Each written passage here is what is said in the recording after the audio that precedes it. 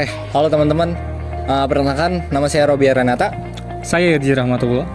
Dan saya Pindo Saputra. Sekarang kita lagi di Tianjin Kupo.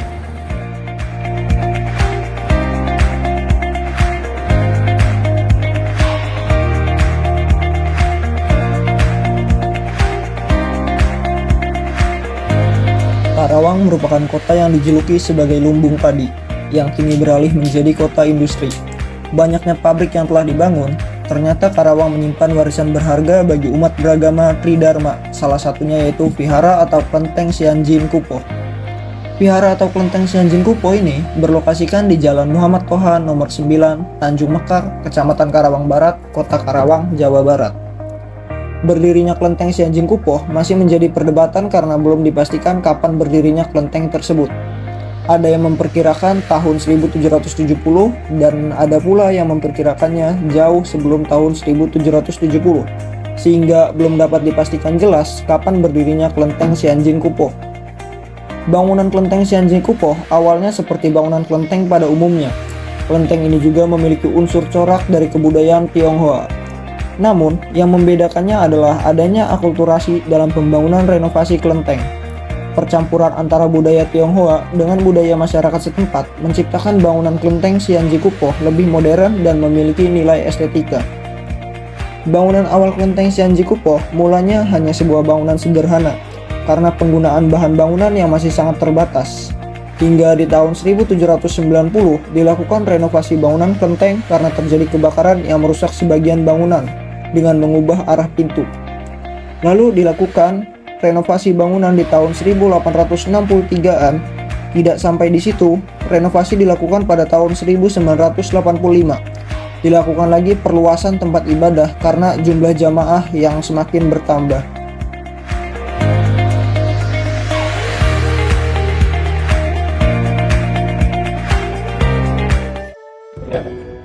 Sebenarnya kita belum tahu nama bapak siapa. Herianda ya. Herianda. Iya. Iya. Bagus saya. Saya Robi. Teman saya Pindo. Saya Irji. Ini Pak. Oh iya. Sejarah berdirinya tuh Ada di buku semua ada. ada di sini ya? 1770. 1770. Oh.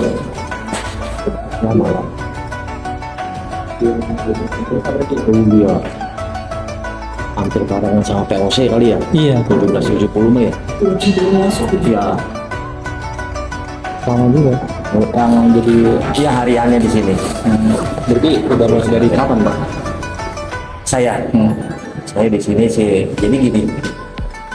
Kita setiap 3 tahun sekali tuh ganti kepengurusan gitu. Jadi nggak ada yang lama, nggak ada yang baru, standar gitu aja. Setiap 3 tahun, maksimalnya 2 periode, berarti 6 tahun. Udah, sana ganti lagi gitu. Terus berkelanjutan seperti itu. Dan biasanya khususnya orang-orang sini. Iya. Boleh tahu Pak, gantinya tuh berdasarkan apa? Apakah Ada anggaran pemilu dasar ya? internalnya atau Ada anggaran dasarnya, Oh. ART-nya ada. Ada ART-nya ada. Setiap 3 tahun sekali ya. Kepengurusannya harus maksimal 2 periode. Saya presiden. cuma beda 3 dan 5? Iya. Banyak pribumi juga yang kemarin, bukan orang Chinese aja. Saya kira Haji, yang dari pelosok-pelosok sono, pedalaman banyak. Yang kemarin. Ini ada Soalnya ini bukan dewa ya, bukan apa ya? Ramah. Orang yang mencapai tingkat kesempurnaan itu aja, akhirnya menghilang. Kalau keramat, ya ada jasadnya ya. Contohnya kayak wali apa gitu meninggal, ada kubur, tapi yang enggak. Sejarahnya gitu cerita ya. Orang yang telah mencapai tingkat kesempurnaan terus menghilang gitu. Nah itu caranya. Perempuan ya mak kupo, nenek-nenek tua gitu.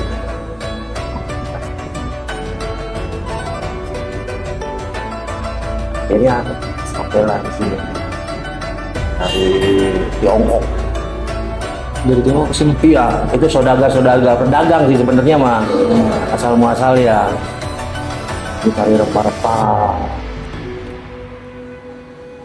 Indonesia kan dulu gini ya, apa rempah-rempahnya udah melewat banyak ya. Jadi dicari bener dah. Ini ada nggak sih Pak yang bangunan yang dari dulu masih di Ini udah stadion? baru semua nih ya, tapi atas-atasnya sih masih asli tuh. Atapnya? Masih asli, atapnya ini baru semua. Ya paling lama 20 tahunan lah. Kalau bayinya masih ori dia. Jadi biasanya di sini tuh sering kegiatan apa? Ada kegiatan setahun tuh 2 kali ya. Yang pasti nih nanti Agustus, ini ulang tahun ini nih, sejitnya tanggal 14, 15, 16 Agustus, sama Imlek paling. Februari. Iya, setiap Februari sama Cap Gome itu. Imlek Cap Gome. Udah itu aja kegiatan hari rayanya. Nah ini untuk, mohon maaf Pak, ini buat Kalau ini kelenteng, konten. ini sebelah wihara. Oh berarti ada dua ya? Dua agama. Jadi gini, dua tempat ibadah. waktu ini bukan tempat ibadah ya, kalau kelenteng tuh kayak tempat ziarah gitu. Kalau ibaratnya di agama kita maaf ya, lebih kayak ke makam mungkin. Nah, justru Makam kalau makan Sunan tuh ada Sunan. jasadnya. Iya. Kalau Iya. kalau ini bukan ya. Apa dia? Tempat mengenang gitu. Ya kira-kira gitulah. Itulah. Kalau buat orang-orang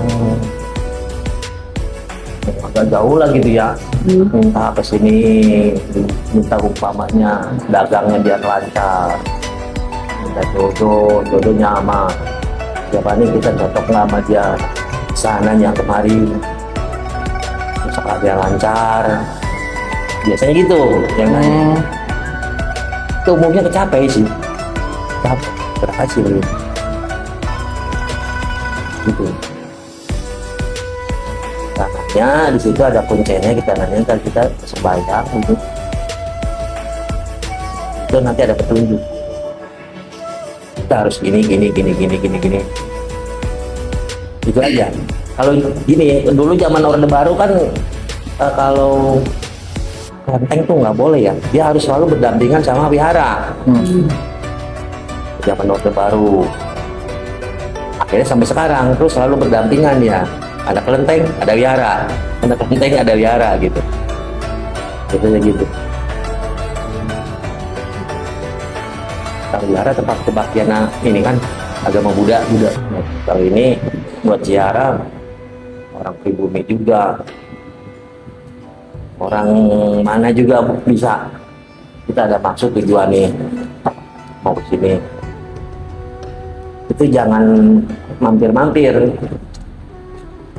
Kita tujuan sini mau minta apa nih?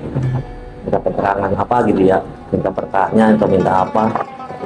Kita langsung aja kemari tujuin. Mas dulu baru sih. Mudah-mudahan. Umumnya kalau wihara itu tempat kebaktian agama Buddha. Terus kayak sekarang nih ada yang baktian nih. Ini mau lihat-lihat ke belakang. Itu ada ikan koi, ikan keberkahan lah kalau menurut orang. Jadi di sini itu ada berapa avatar? Ada 9. Sembilan. Tuhan yang Maha Esa. Nah, di depan itu ya.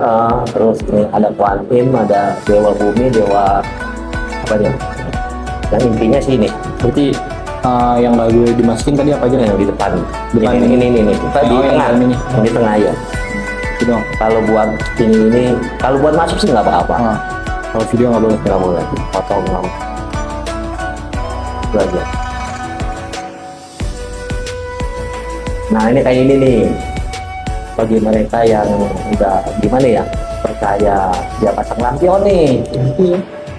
Dia untuk apa ya, penerangan. ya mereka almarhum, orang yang udah meninggal, gitu, supaya dapat penerangan lah caranya. Gitu aja. Itu maksud dari angkanya itu apa ya, Pak? Kalau menurut orang Chinese itu angka itu ada maksudnya. Dia punya ini sendiri. Punya apa ya?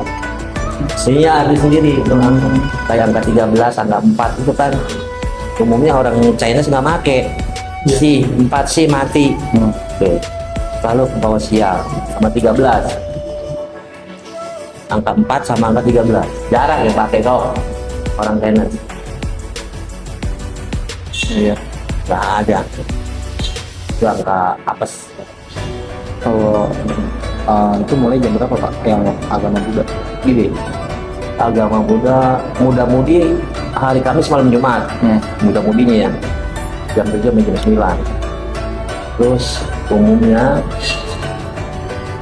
orang tua hari Sabtu malam Minggu jam 7 jam 9 2 jam. Nah ini anak-anak nih sekolah meta jam 9 atau jam 11 lah. Nama ini Pengurus-pengurus yang ini mantan-mantan itu.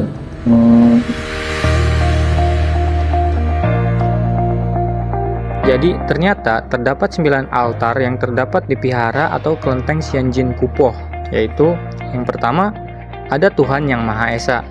Menurut ajaran Qian Dao atau Tridharma, Tuhan Yang Maha Esa berkedudukan di Lintian bersama para Buddha yang telah mencapai tingkat sempurna. Lalu ada Samkuan Taiti, merupakan pemujaan terhadap ketiga penguasa alam, yaitu alam langit, alam bumi, dan alam air. Ada juga yang menyebut Samkuan Taiti. Lalu ada Munsen, dipercaya sebagai sepasang malaikat penjaga pintu yang seringkali digambarkan pada daun pintu yang di sebelah kiri dan juga kanan. Lalu ada altar utama Xianjin Kupo. Xianjin Kupo ini diyakini sebagai titisan dewa sebelumnya, sehingga beliau tidak diketahui nama lengkap dan asal-usulnya.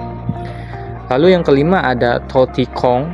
Tautikong disebut juga sebagai Tuti Pakung, merupakan salah satu dewa yang paling tua usianya. Lalu ada Sakyamuni Buddha, bisa disebut juga sebagai Sijamo Inifo atau Zilai Hud atau Rolai Fo.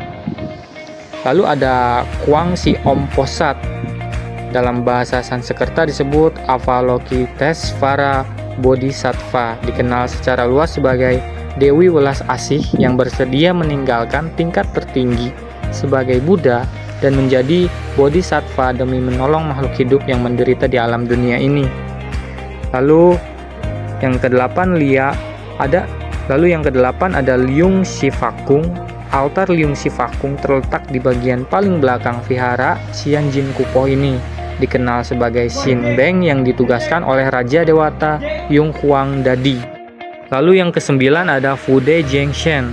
Fude Jengshen dalam dialek Hokkien disebut Hokte Shengshin, merupakan salah satu Xin Beng paling tua yang dipuja, termasuk yang paling populer.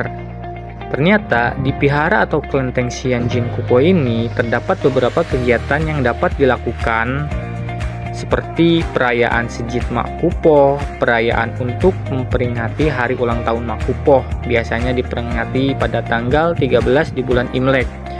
Lalu ada ibadah Capgo dan Ceit, ibadah rutin yang dilakukan pada tanggal 1 dan 15 di setiap bulannya. Lalu ada kegiatan peringatan Hari Raya Imlek dan Cap Gomeh. Pada tahun baru Imlek dilakukanlah sembahyang yang diperuntukkan kepada Tian. Lalu ada ibadah Qingui. Ibadah ini dikhususkan bagi arwah yang tidak memiliki keluarga, sehingga tidak ada yang mendoakan arwah tersebut. Maka dari itu ibadah ini sebagai perwakilan doa dari orang yang hidup untuk arwah leluhur. Lalu ada Hari Raya Waisak. Perayaan Waisak biasanya dilakukan pada pagi hari dengan beberapa rangkaian acara di titik kumpul kelenteng. Salah satu rangkaian acaranya yaitu melaksanakan 8 sila. Biasanya pada perayaan Waisak kelenteng dihias sedemikian rupa agar terlihat bagus dan juga indah.